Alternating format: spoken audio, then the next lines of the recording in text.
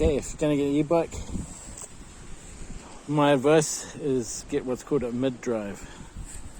That's a mid-drive. The motor sits there, drives the chain just as if it's you driving it.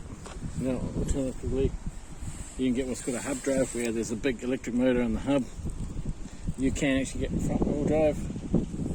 I mean, the front-wheel drive you can fit to a conventional bike, and it would have the minimum amount of setup, I'd imagine, and it would be like a two-wheel drive system.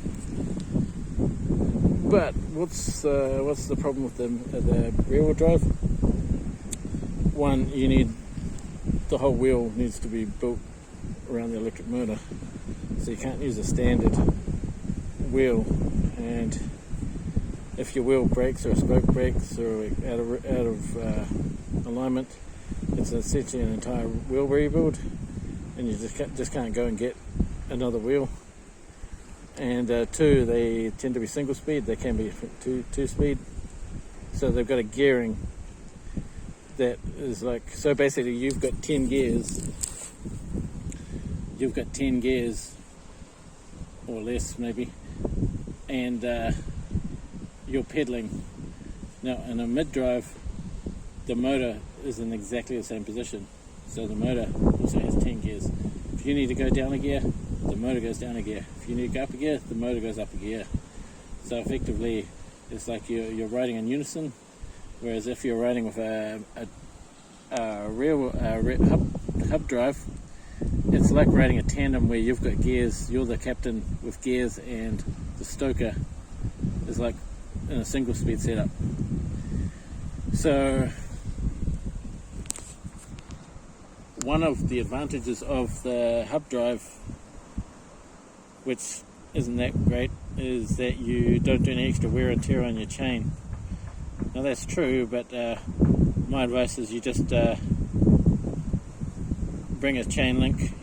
I used to carry a spare chain. Just bring a chain link and a chain tool. But the main thing is you use a chain link.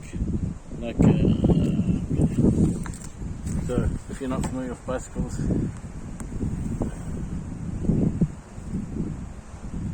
okay,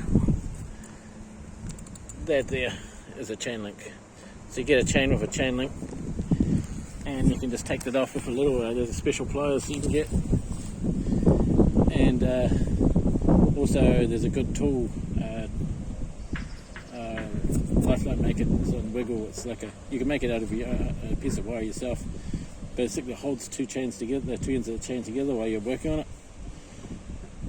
So you don't really need, if the chain snaps, first of all, if you lube it and clean it weekly, if you're commuting, you won't have any problems. But you do need to be able to undo that just in case the chain jumps into there. Now, if your bike has enough space, it's no problem, but with this one, it's like almost impossible to get out, so you have to disconnect the chain. So yeah, that's my take on why you should have a mid-drive motor. It's probably the best setup. Whether you got a ready-made bike like this or you've got a kit like a Bafang kit, and yeah, either way, that would be my piece of advice. Do you need a high gearing? No, you don't need. I got 1134 on the back of there. That does the trick.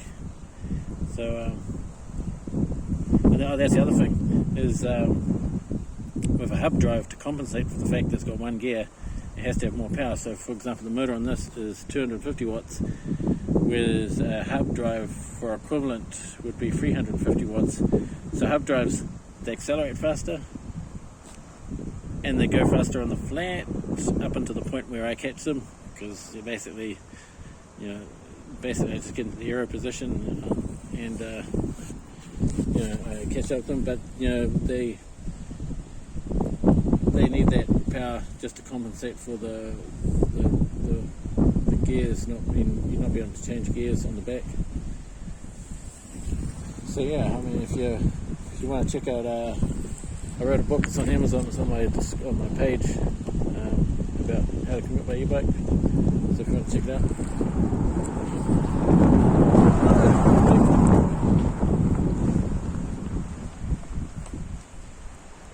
don't know what he was about. Okay, I'll catch you later.